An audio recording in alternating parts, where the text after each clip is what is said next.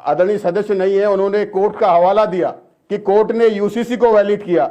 अगर आप हवाला कोर्ट का यूसीसी के लिए दे रहे हैं तो आप उन 22,000 उपनल कर्मचारियों को, जिनके लिए सरकार कोर्ट ने कहा, डबल बेंच ने कहा हाई कोर्ट की कि आप समान कार्य समान वेतन दीजिए और इनके नियमितीकरण का आप नियमावली बनाइए। आप सुप्रीम कोर्ट ने कहा कि आप जो है समान कार्य समान वेतन दीजिए, आप जो है इनकी नियमितीकरण की नियमावली बनाइए, तो सरकार उसमें गंभीर क्यों नहीं हो रही?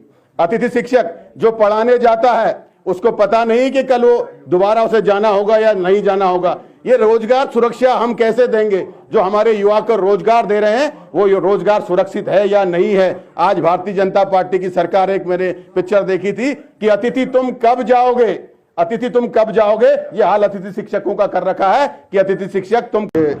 महामहिम राज्यपाल के अभिभाषण में बोलने का मौका दिया। अध्यक्ष जी, अभी बात हो रही थी सत्ता पक्ष के उपलब्धियों की, और बहुत अच्छी बात है, उपलब्धि गिनाई जानी चाहिए, लेकिन आलोचना को भी सुनना चाहिए। अगर आज आपने बात करी नकल विरोधी कानून हम लाए, तो उसमें बात ये होनी चाहिए कि उस नकल को खोलने का काम हमने किया, और उसके बाद महत्वपूर्ण हुआ कि नकल विरोधी कानून आना चाहिए। आप बात करें कि 10% क्षैतिज आरक्षण जो लेकर आए, अगर उस आरक्षण पर हम चर्चा नहीं करते तो जो हम करना चाह रहे थे नौकरियां सुरक्षित हो, वो नौकरियां निकल जाती। आपके लिए तो हम बात करें यूसीसी की, अगर यूसीसी के अच्छे पहलू हैं तो उसके कुछ खराब पहलू पे हैं, उस पर भी चर्चा होनी चाहिए। हम सनातन की बात करने वाले हैं, हम सभ्यता की बात करने वाले हैं, हम संस्कृति की बात करने वाले हैं, हम संस्कार की बात करने वाले हैं, हम भगवान राम को मानने वाले हैं जो चरित्र के लिए माने जाते हैं। तो कहीं न कहीं लिविंग रिलेशन खराब है, हमें इसे भी मानना चाहिए। उसे अमली जमा कानूनी पहनाया वो गलत है, उसको भी हमने स्वीकार करना चाहिए। आज महामहिम गवर्नर राज्यपाल जी के अभिभाषण में अभी आदरणीय सदस्य नहीं है, उन्होंने कोर्ट का हवाला दिया कि कोर्ट ने यूसीसी को वैलिड किया।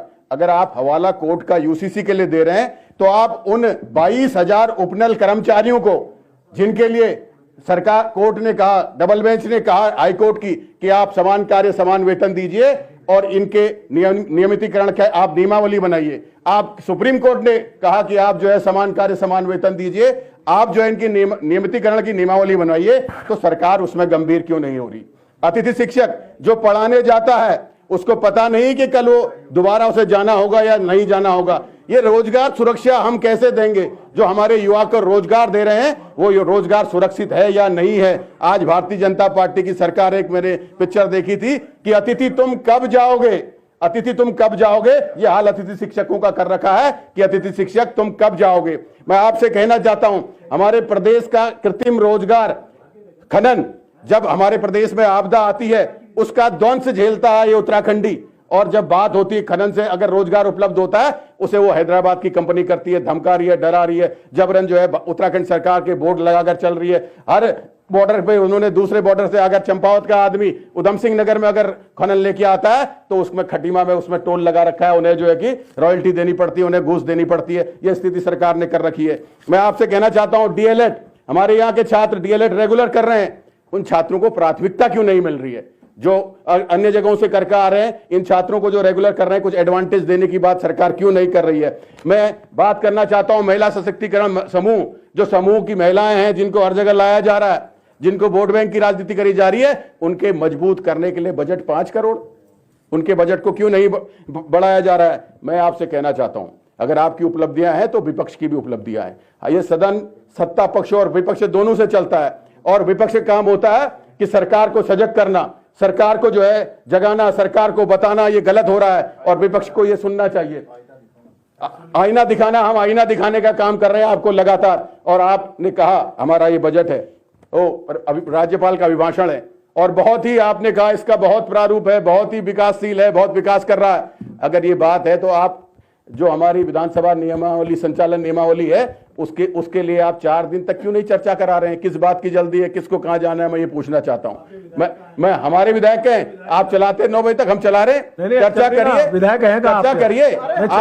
आप विधायक सदन से आप भागते हैं, आपके विधायक 1 2 3 4 आप कह देते हैं कि बजट 19 में से 4 दिन में खत्म करने की बात देखिए, ये गंभीरता है, ये गंभीरता है, को नहीं मानते। मैं आपसे ये कहना चाहता हूं आपसे कि आप सत्र को पूरा प्रॉपर लंबा क्यों नहीं चलाते? बजट पर आप विभागवार चर्चा नहीं कराते।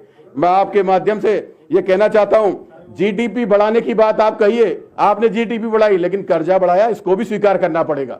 अगर कर्जा बढ़ा है, कई गुना कर्जा बढ़ा है, जो 17 सालों में 35,000 था वो 1 लाख से ऊपर पहुंच गया है, जो इन 8 सालों का है। आपको उस पर भी चर्चा करनी पड़ेगी, कर्जा क्यों बढ़ रहा है। शिक्षा, स्वास्थ्य, उनके क्या हालात हैं, इस पर भी चर्चा करनी पड़ेगी। क्या हम जो योजनाएं ला रहे हैं वो धरातल में उसका फायदा लोगों को मिल पा रहा है या नहीं मिल पा रहा है, इस पर भी हमें बात करनी पड़ेगी। आज हमारे प्रदेश का ज्वलंत मुद्दा है भू कानून, उस भू कानून पे चर्चा करनी पड़ेगी, मूल निवास पे चर्चा करनी पड़ेगी, इस उत्तराखंडियत पे चर्चा करनी पड़ेगी। इसलिए मैं आपसे कहना चाहता हूं कि आप जो है किसानों की बात करनी पड़ेगी, आय दोगुनी करने की बात है। यूपी में किसानों का बिल माफ हो रहा है, हमारे यहाँ 4 गुना बिल आप किसानों से ले रहे हैं। तो इसलिए मैं आप लोगों से ये कहना चाहता हूं, सत्ता पक्ष अगर ये कहे कि हमारी उपलब्धियां हैं तो आलोचना सुनने के लिए भी उनका दिल बड़ा होना चाहिए और उस पर सुधार करना चाहिए। और मैं अध्यक्ष जी आपको धन्यवाद करता हूं कि आपने मुझे महामहिम राज्यपाल जी के अभिभाषण में बोलने का मौका